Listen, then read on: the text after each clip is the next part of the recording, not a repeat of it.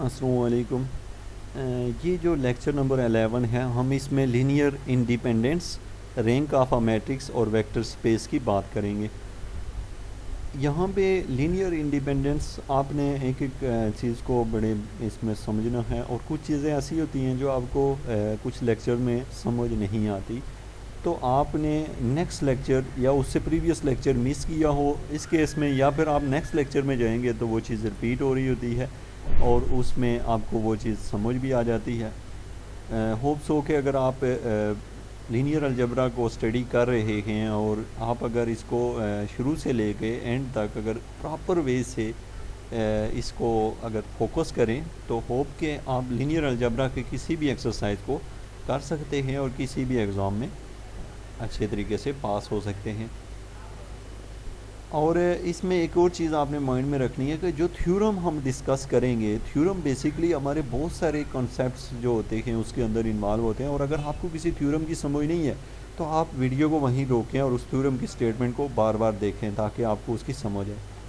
चलें अभी चलते हैं यहाँ पे हमारा जो गोल है उसके मुताबिक कि हम क्या चाहते हैं लीनियर इंडिपेंडेंस से।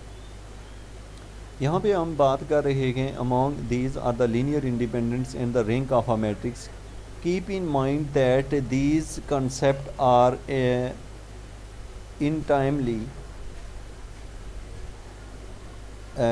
linked with the important Gauss elimination method and how it work। अभी हम यहाँ पे आते हैं दोबारा से बात कर रहे हैं हम रैंक ऑफ अ मैट्रिक्स। और ये सबसे पहले आप देखें कि लीनियर इंडिपेंडेंस का क्या मतलब है, डिपेंडेंस ऑफ वेक्टर क्या, हम इसमें क्या मतलब ले रहे हैं। तो सबसे पहले है हमारे पास है give a set of M vectors हैं।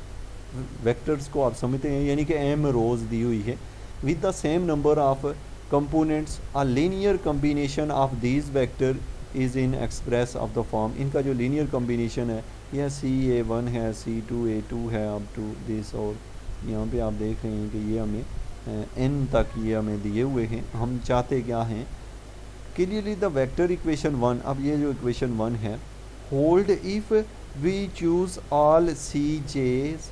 यहाँ पे हमने ले लिया CJs। CJ मीन के आप यहाँ पे ये जो लिखा हुआ है 1 2 अप टू m, इसको हम अगर जनरली J कह दें, then it become 0 equal to 0। क्यों? अगर आपकी ये टर्म्स जो हैं ये ज़ीरो हो जाए, मीन C1 ज़ीरो हो जाए, C2 ज़ीरो हो जाए, CM ज़ीरो हो जाए, तो ये पॉसिबल है कि दोनों साइडें इक्वल आ जाएं। If this is the only m tuples of the scalar of which m hold, then over vectors a1 to am are said to be in the form of linearly independent set, or more briefly we call them linearly independent. Otherwise, if one also hold with scalar not all zero, we call these vector linearly dependent. These mean this means that we can express all at least one of the vector as a linear combination of the other vector. अब यहाँ पे वो हमें क्या बताना चाहता है, वो ये बता रहा है कि अगर आप देखें लेफ़्ट हैंड साइड जो है equal to right hand side है, मतलब ये कि अगर हमारे पास जो लिखे हुए C1 C2 C3 C4 C5 हैं, अगर ये सारे ज़ीरो हों तो ये ए के साथ मल्टीप्लाई होकर उसको भी ज़ीरो कर देंगे तो दोनों साइडें बराबर आ जाएंगी। तो इस केस को हम कहते हैं कि ये लीनियरली इंडिपेंडेंट है, मीन हर टर्म ज़ाती तौर पे ज़ीरो हो रही है। लेकिन अगर हम लीनियरली डिपेंडेंट की बात करें तो फिर ये है कि फिर ये होता है कि ये कोफिशिएंट सबके ज़ीरो नहीं हैं, फिर ये एक दूसरे को मिल के ज़ीरो करेंगे। इनको हम जब आपस में सिंप्लीफाई करेंगे तब ये ज़ीरो होंगे, उसको हम लीनियरली डिपेंडेंट का नाम देते हैं। और हम ये कहते हैं कि कोई एक टर्म ऐसी होगी जिसको दूसरी टर्म की फॉर्म में लिखा जा सकता है, जैसे कि यहाँ पे लिखा हुआ है A1 इक्वल टू K2A2। हम इसे मज़ीद डीपली अगर इसको देखें, यहाँ पे क्वेश्चन अराइज है, why is the linear independence importance. ये इसकी क्या अहमियत है। Well, if a set of the vector is linearly dependent, then we can get rid of at least one or the perhaps more of the vectors, we get a linearly independent set. This set is then smallest truly essential set with which we can work. Thus we cannot express any of the vector of this set linearly in term of the other. मैं इसकी theory को आपको थोड़ा सा explain कर दूँ. यहाँ पे आप देख रहे हैं हमारे पास है ये 3 वेक्टर हैं, एक ये है, एक ये है और एक ये है, 3 वेक्टर हैं. ये लीनियरली डिपेंडेंट हैं, ये एक दूसरे के ऊपर असरअंदाज हो रहे हैं. मीन कि ये वाला टर्म्स इसको इफ़ेक्ट कर रही है, ये इसको कर रही है, एक दूसरे से इनका कोई रिलेशन है. अब हमने इसको थोड़ा सा सिंप्लीफाई किया, इसको हल किया तो ये कुछ इस तरह का रिजल्ट दे रही है. अब हम आते हैं यहाँ पे, यहाँ although this is early checked by the vectors arithmetic, it is not easy to discover however the asymmetric method for finding out about linear independence and dependence follow below. The first two of 3 vectors are linearly independent because C(a1) and C2 this equal to 0 implies C2 equal to 0 from the second component and C1 equal to 0 from the other component. तो यहाँ पे ये हमें ये बता रहा है कि जो फर्स्ट टू जो हैं, फर्स्ट टू ऑफ द 3, यहाँ पे जो फर्स्ट टू ऑफ 3 हैं वो ये कह रहा है कि ये जो हैं ये खुद से हमारे पास आता है. और वो दिस टर्म जो हैं इंडिपेंडेंट हैं, लीनियरली इंडिपेंडेंट हैं. क्यों इंडिपेंडेंट है? वो कह रहा है कि हमारे पास जो है C2 जो है वो 0 है. अभी आप इसको देखें तो यहाँ पे ये 0 है.